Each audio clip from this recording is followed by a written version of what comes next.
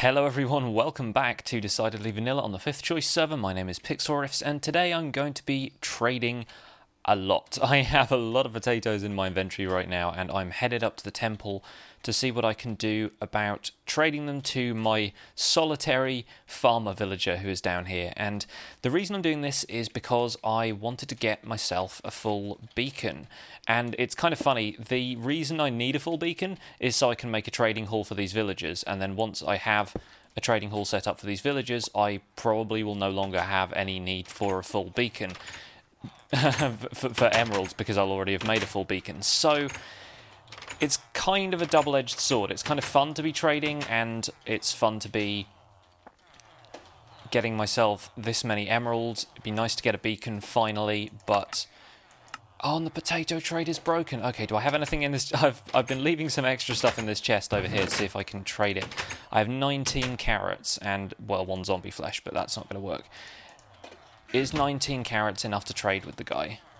I don't think it is. I think he needs... Oh, 17. Okay, good. Will this unlock the other trade? Come on. Yes. Oh, thank goodness. That was going to be terrible. That was going to be a terrible start to the episode.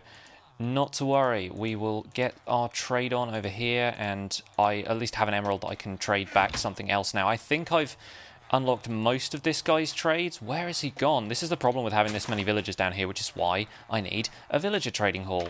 You're a Fletcher, like all of the brown coat guys, like they're Fletchers or they're fishermen. There's only one farmer, the entire guy, so let's see how many emeralds we can get out of him before we break the potato trade. Doing pretty well so far. Okay, right. I'm going to trade with this guy a bunch more. I'll catch you guys in a little bit, and I will show you where I've been farming all of these potatoes, and then we'll update on Earthquake Town. Okay, so 64 emeralds, 28 change, and still a few potatoes left, and I got myself a cake. That was the only time I had to trade anything other than potatoes with the guy to get him to refresh his trades, which was awesome, because that is how you want to do business. Just want to get rid of everything you've got and then convert it into emeralds. Oh yeah, 10 blocks. 10 blocks is doing me nicely. Right now I've got over 100 emerald blocks, which is incredible. That is probably the most emerald I've ever owned outside of creative mode. And that is all going to go towards a beacon. Now, a beacon needs something like 164 blocks. So I'm most of the way there, and this is the first kind of time I've really hit on a decent strategy for farming, because the first time around I figured, yeah, I'd get some emeralds by, I don't know, AFKing at the zombie spawner for ages and getting all the zombie flesh, trading that away to priests, and if you have a ton of zombie flesh already, then that seems like a pretty good idea, but once you run out of it, it accumulates again really, really slowly, and you get tons of levels in the process, and you get armor, and you get carrots, and you get potatoes, and all kinds of stuff, so it kind of works out, but farming stuff is so much faster, and this is how I've been doing it, basically, and the fact that I've got a Fortune 3 pick on me, and I can just gather all of this with Fortune,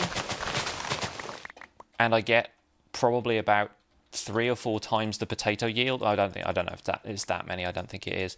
Something like, yeah, 2 or 3 times more potatoes than I would normally get having just regular old harvesting. I think that's fantastic. I think that worked pretty well, and all I have to do is completely refill my inventory with potatoes. I'll go back in, trade another 10 emerald blocks, and I'm that little bit closer. But yeah, the reason, like I said, the reason I want a full beacon right now is so I can carve out a huge area of the underground under the Nameless Ruin and stash the villagers in there so they actually have a proper trading hall. So hopefully I will be able to work on that today once I have farmed out a few more of these potatoes. So I'm going to do a lot of work off camera today, I think. I'm going to do a lot of work off camera. Now you might be looking at your screen going, Pix, why on earth are you doing all of this manually? Why have you got this hand-cranked dispenser setup that you're using? What is this, the 1940s? What are you doing? And the answer to that is fairly simple. Like, I know there are automatic farms available. I know you can set up, like, auto water flushing farms for when the potatoes are grown. I know you can set up villager farms that, like, will farm the potatoes for you. But those are all ones that rely on you leaving them for a substantial amount of time. Like, either you're AFKing or you've just got it, like, running in the background for weeks on weeks, and it's slowly gathering supplies for you. Jeff's sugarcane farm at Freehaven is another example of something like this. Like, I could build something like that, and I could leave it on for ages until I've got enough reeds and things, and then I could turn all of that into paper, and then I could trade that with a librarian villager, and that would be probably an equally good way of getting myself some emeralds, but it would not be as fast as this. And what I want to do is just get an emerald beacon together in the shortest possible amount of time, and there may be a couple of quicker ways of doing it than farming crops, but this is probably the fastest thing I've been able to do so far. So that's basically the reason for it. Like, I should have, if I had known I was going to do villager trading as a thing, I probably would have set up auto farms over here at the Nameless Ruin ages ago, set up like things to gather wheat and pumpkins and everything like that, and sugarcane.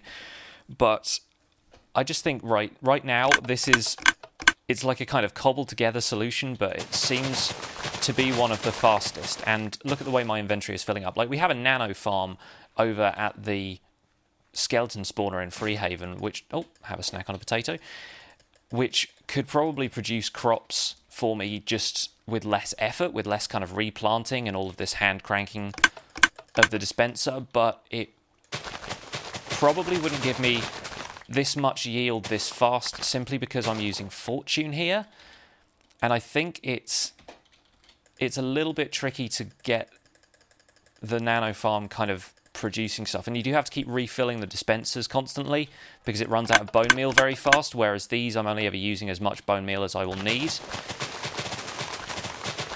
and I'm getting tons and tons of potatoes. So I think my method is working, basically. I'm sure people in the comments will be like, no, you should have done it this way. It's like, well, this is the way I'm doing it right now, and it's working out for me. So I will continue farming potatoes, and then I will show you guys around a little bit of the stuff I've done over in Earthquake Town, which is looking a little bit more complete, despite the fact that it's still a ruin. Back in a second, guys. Here it is, folks. Here it is. 64, 64, and 40. I'm pretty sure I only need 36 in that leftover stack for it to be enough for a full beacon. Yeah, I think it's 164 blocks or something like that. So absolutely nuts the amount of effort that went into getting those, but it really didn't take all that long, which I'm pretty happy about. To be honest, I'm pretty happy that I managed to get this out in a morning, because I kind of have big plans for what I want to do with this beacon. It's just got to get built so I can get on with them. I'm thinking of building the villager trading hall down here underneath this ravine. And I say underneath, kind of in the walls, sort of in the surrounding area around here. So it's kind of it's like a double ravine going on right here, which is pretty it's pretty impressive. And we've explored this and lit up most of it, so it shouldn't be too much of a problem if I set up around here. But I'm thinking about continuing the path down from up here, where it's kind of built out. It's been built as part of the ruin for a little while, and I think if I continue the path down from over here... Where is it? Where is the bit that I've already built? I think it's back up this way. Yeah. So if I continue the path down from here and have the villager trading hall sitting at about elevation like 30, I think that will be good. So if that's like where the floor of this ravine is, which it kind of is, 34 is all right.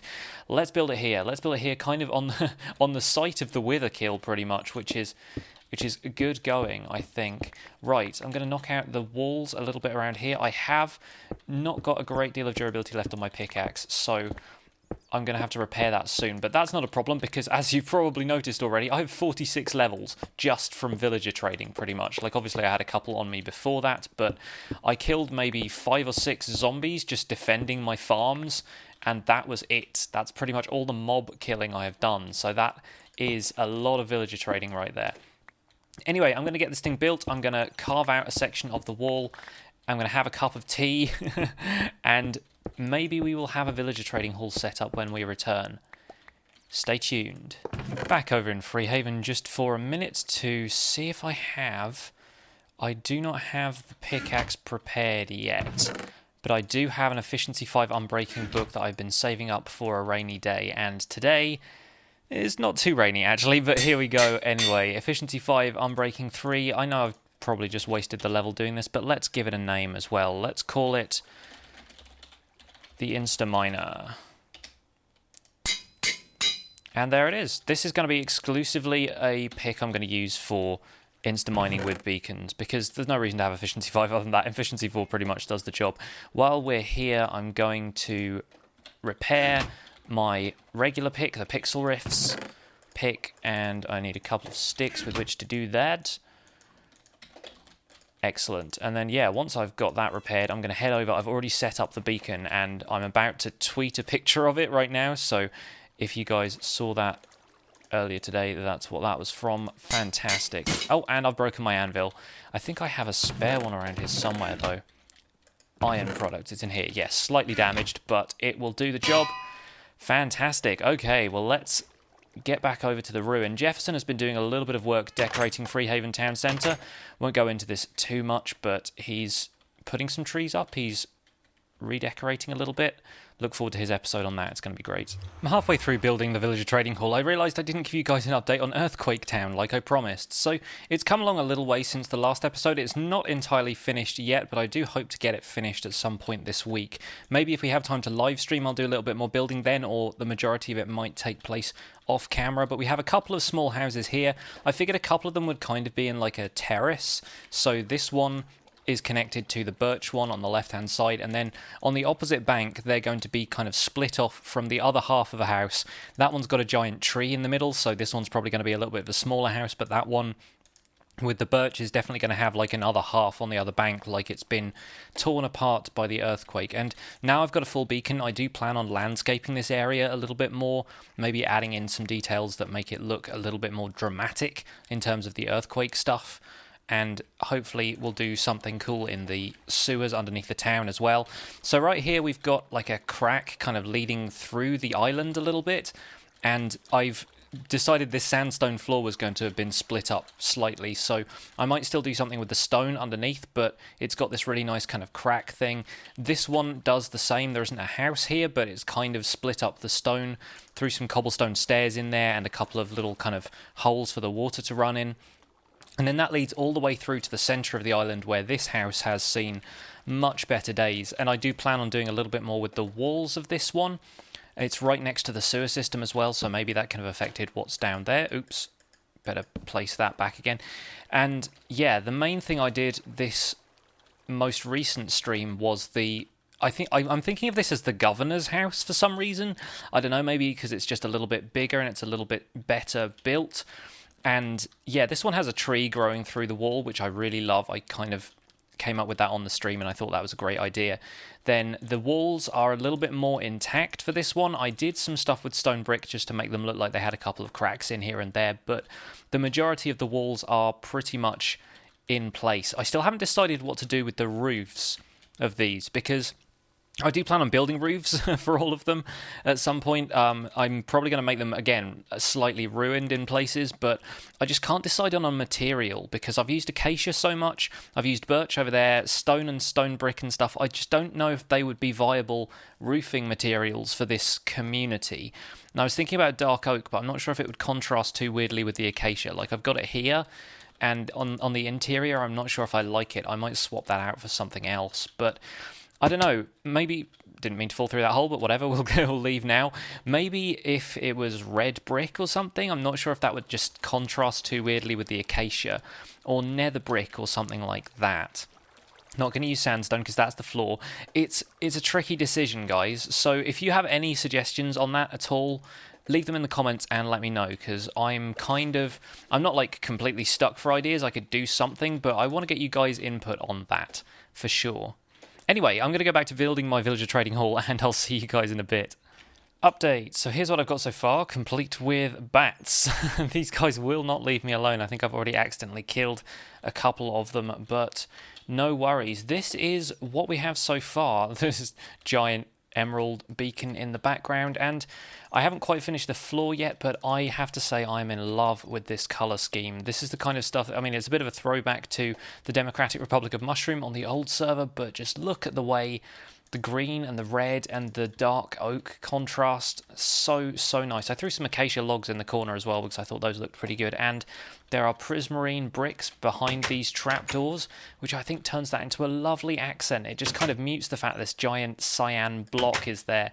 And of course, prismarine will change colours as time goes on. So at times it blends in with the green really nicely. At other times it just pops out ever so slightly, and I really like that. Probably going to put some trapdoors on the end here as well if I can, and do something about the floor. I'm really happy that I managed to get like a kind of horizontal design for the Nameless God head. I kind of like that.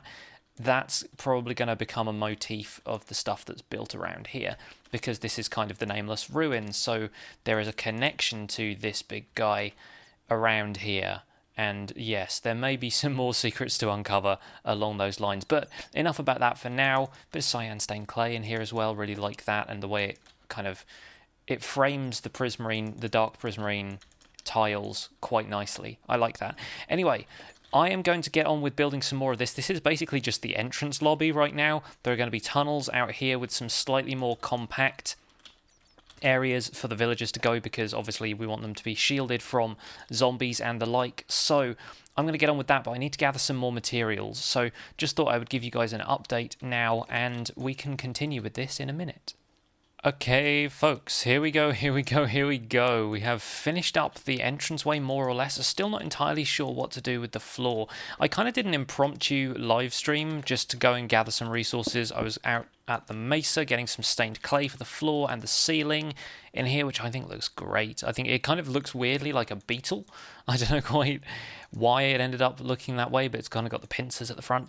Anyway, I did a live stream and people hung out, and it only took like about an hour or something, so it wasn't a particularly long one, but we got a little bit more work done in here, and I've started on the next room. Basically, this is going to be like a series of chambers in which each of the villagers from each profession, and I guess some bats, are going to hang out. And I'm going to demonstrate this with an armor stand right now, because of course I have to demonstrate stuff with armor stands, because it's me, guys.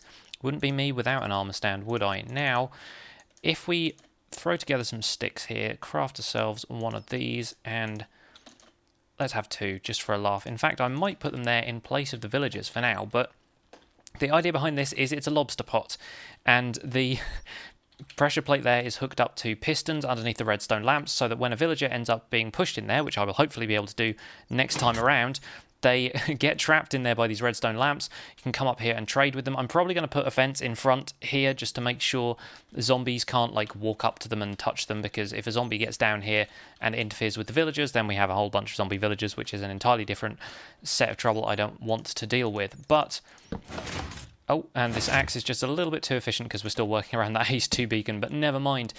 If we get some villagers in here, this is going to be like the farming section, and I'm planning on putting like crops and stuff in here as decoration and punching all the bats. And yeah, eventually we will have either like a farmer, a fletcher, I can't remember what the other ones are now, like a fisherman and something else. Like we'll have one of each of the regular brown coat professions in here, and then in the next chamber we'll have like a tool armorer, like a leather worker, that kind of stuff, like all of the white apron guys, all of the black apron guys, bunch of librarians, bunch of priests, that kind of thing. So it's going to be kind of like each one has a chamber, and it's like this little network of stuff. But of course I've bitten off a little bit more than I can chew in one day with this project. It was enough work getting the emeralds together for the beacon in the first place, and now I've kind of run out of time, so I want to put this episode together and get it up for you guys. But you will see some progress on this, and probably Earthquake Town as well, in the next episode. So I'm going to leave it here for today. From my mysterious new villager trading hall that has popped up in this ravine, I kind of need to figure out what on earth is going on with the storyline at this point. Have these guys escaped from the earthquake? Have they kind of come down here to escape something else? Were they always down here? Are they the people who are left behind? I don't know. What do you guys think? Let me know in the comments. And for now, I'm going to say goodbye. My name has been Pixlriffs. Thank you so much for watching this episode. Please leave a like on it if you have enjoyed it. Subscribe if you want to see more tutorials, and other Minecraft videos are coming as well. And if you feel like going that extra mile, head over to patreon.com/Pixlriffs and consider donating. Thanks very much, guys. I'll see you all soon. Bye for now.